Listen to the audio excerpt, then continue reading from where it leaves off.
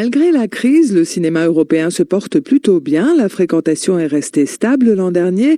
La production a continué à augmenter. 915 fictions de long métrage et 370 documentaires ont été produits.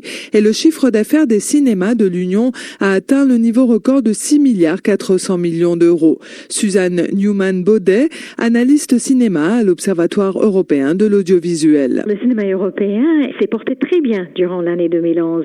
Les recettes en salle ont atteint un niveau record, ce qui était vraiment quelque chose d'impressionnant après déjà une bonne année en 2010. Mais la fréquentation n'a pas progressé, mais resté tout de même stable. Avec un recul pour les grosses productions américaines en 3D. Oui, en fait, il y avait un phénomène intéressant cette année, c'est le succès fulgurant des comédies européennes qui ont marché vraiment extrêmement bien sur certains marchés européens, avec pour résultat que les films américains ont un peu moins bien marché.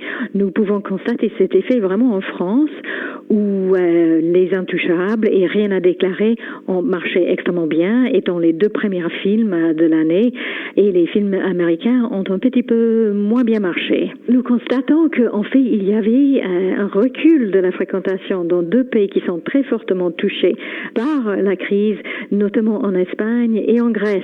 Donc évidemment, une visite au cinéma a un coût, notamment pour une famille, et il se peut que la fréquentation a été touchée par les difficultés économiques qui connaissent ces deux pays. Vous notez une forte présence des films nationaux. Oui, notamment en France, mais également en Italie et au Royaume-Uni. Le public européen a envie surtout de s'amuser en se rendant dans les salles, et c'est surtout des comédies produites dans les pays européens. On peut imaginer que c'est une filière qui va continuer dans les quelques années à venir, puisque la crise économique n'est pas prête à nous quitter. Le cinéma européen, et notamment les films aidés par les fonds européens, sont une nouvelle fois bien représentés à Cannes. Le programme Média de l'Union en soutient 18, Eurimage, le fonds de coproduction du Conseil de l'Europe 9, dont Amour de Michael Haneke en sélection officielle, ou dans la catégorie Un certain regard, Aimer à en perdre la raison de Joachim Lafosse, un indicateur de bonne santé et de qualité du cinéma européen.